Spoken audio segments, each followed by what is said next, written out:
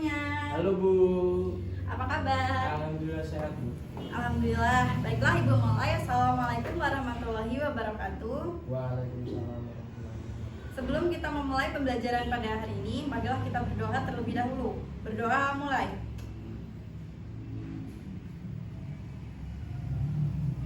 Berdoa selesai. Kali ini Ibu akan memeriksa daftar kehadiran terlebih dahulu ya. Antoni Hadir Bu. hadir. Haikal? Nggak hadir. Oh, Haikal tidak hadir. Kemana? Sakit kayaknya Bu. Sakit ya. Sudah kirim Ada surat? suratnya tapi Bu. Oh, belum kirim surat. Baik, nanti Ibu akan hubungi wali kelas kalian. Kelas sudah dipiketi? Sudah Bu. Sudah ya, sudah disapu. Ibu lihat-lihat juga bersih, nyaman. Jadi kalian semakin semangat untuk belajarnya. Minggu lalu masih ingat kita belajar tentang apa saja? Fabel Bu ya. Fabel, benar sekali. Jadi minggu lalu kita belajar mengenai fabel. Masih ingat pengertian fabel? Yang ingat tunjuk tangan? Ya, Tony. Ini Bu ya, cerita yang karakternya binatang Bu ya. Benar, jadi fabel itu adalah cerita yang karakternya binatang. Jadi fabel itu hampir mirip seperti dongeng-dongeng yang lain. Hanya saja dalam fabel tokoh-tokohnya itu binatang. Hari ini kita masih belajar mengenai fabel, tapi berbeda. Hari ini kita akan belajar mengenai struktur. Ada yang tahu struktur itu apa? Rangkaian Bu ya. Rangkaian, bisa. Ada lagi? Susunan, atau bisa disebut juga sebagai penyusun. Baiklah, di sini Ibu akan menjelaskan. Dalam fabel itu ada struktur penyusunnya. Jadi cerita fabel itu disusun dari beberapa struktur, sama seperti benda-benda yang lain atau teks-teks yang lain punya struktur ya. Misalnya dalam benda itu apa yang punya struktur? Bangunan ya.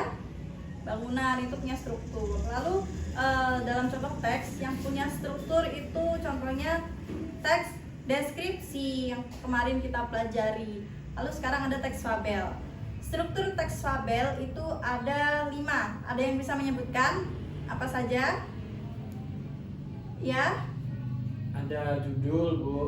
Lalu Kemudian terus tempat, lalu terus karakter, ya, sifat karakternya, ya. dan makna ceritanya Bu.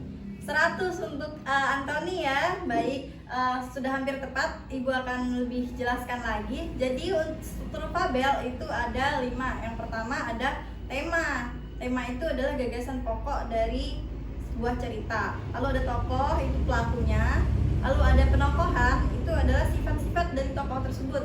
Lalu ada latar, jadi di mana tempat fabel itu berlangsung. Lalu yang kelima ada amanat atau pesan moral dari fabel tersebut. Nah, di sini Ibu ingin menceritakan suatu fabel.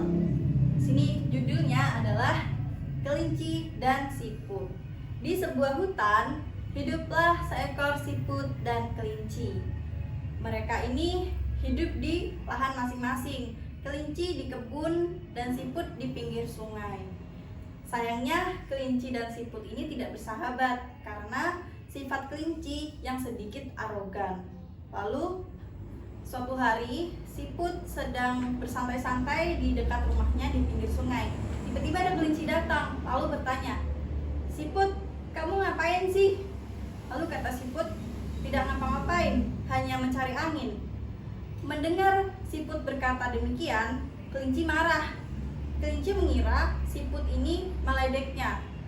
Karena kelinci marah, ia lalu mendorong siput ke dalam sungai. Siput pun tenggelam dan ia harus berjalan ke pinggir sungai dengan susah payah.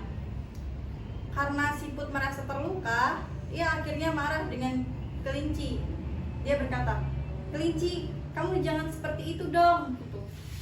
"Aku salah apa?" gitu. Lalu kelinci bilang, kamu itu sombong, tidak bisa apa-apa. Masa cuman didorong aja kamu marah?" Nah, mendengar perkataan kelinci yang seperti itu, siput lalu menantang kelinci. "Baiklah, Aku bisa segalanya. Aku menantang kamu untuk lomba lari. Siapa yang menang, dia yang benar. Kelinci pun menyetujui tantangan dari siput. Akhirnya pada suatu hari, seminggu kemudian, si kelinci dan siput ini mengadakan perlombaan lomba lari di hutan. Siput yang ternyata memiliki banyak teman mengajak teman-temannya untuk berbaris di garis-garis perlombaan lari tersebut. Jadi siput mengajak teman-temannya untuk berlomba untuk menggantikan siput, sehingga siput tidak perlu berlari. Setiap kelinci berlari 1 meter, di depannya sudah ada si siput, lalu ada siput lagi, sampai garis finish, dan akhirnya si siput pun menang. Kelinci yang mengetahui hal tersebut merasa sedih dan kecewa, tapi ia akhirnya mengakui kesalahannya bahwa selama ini siput tidak pernah meledeknya, hanya saja kelinci yang terlalu arogan. Dari fabel tersebut, kita bisa menyimpulkan struktur teks fabel yang menyertai fabel tadi. Nah, mungkin di sini ada yang bisa menyebutkan apa judul fabel tadi? Siput dan kelinci, Bu. Siput dan kelinci, benar. Jadi judul fabel tadi adalah siput dan kelinci. Lalu ada tema. Di sini ada yang bisa menyimpulkan tema dari fabel yang sudah Ibu bacakan tadi? Temanya kesombongan ya, Bu ya? Kesombongan, boleh. Jadi temanya adalah tentang kesombongan. Lalu ada apa lagi? Ada tokoh ya. Tokohnya ada siapa saja? Siput dan kelinci. Siput dan kelinci, benar. Lalu ada penokohan. Bagaimana sifat si kelinci? Bohong. Sombong. Lalu bagaimana sifat si siput? Bohong. Pembohong. Sepertinya kurang tepat ya kalau pembohong. Mungkin ada yang bisa melengkapi lagi. Pemberani, Bu ya. Pemberani, ya benar sekali. Lalu ada latar. Di mana latar dari fabel tersebut? Di hutan, Bu. Di hutan, ya. Jadi di dekat rumahnya si siput dan kelinci, benar. Lalu amanatnya. Nah, di sini adalah pesan moral yang bisa diambil dari fabel tersebut. Menurut kalian, apa sih amanat dari fabel yang sudah Ibu bacakan tadi? Nggak boleh sombong. Tidak boleh sombong. Baik, mungkin Antoni bisa menyampaikan alasannya. Karena si kelinci sombong, jadi dia mudah dibodohi oleh si siput. Bisa. Jadi menurut Antoni, kelinci itu sombong jadi mudah dibodohi oleh si siput ya. Oke, jadi sudah ada 5 struktur. Jadi Ibu akan ulangi. Yang pertama ada tema. Temanya tadi tentang kesombongan. Lalu ada tokoh. Tokohnya ada siput dan kelinci. Lalu penokohan. Penokohannya siput itu sombong dan Siput. maaf, salah ya. Siput itu pemberani, lalu kelinci itu sombong. Lalu latarnya? Latarnya di hutan, Bu. Latarnya di hutan dan amanatnya tidak boleh sombong kepada teman. Baik, sampai di sini ada yang ingin ditanyakan? Cukup, Bu. Cukup, tidak ada yang ingin ditanyakan? Baiklah, itulah tadi materi mengenai struktur fabel. Ibu rasa cukup ya untuk hari ini.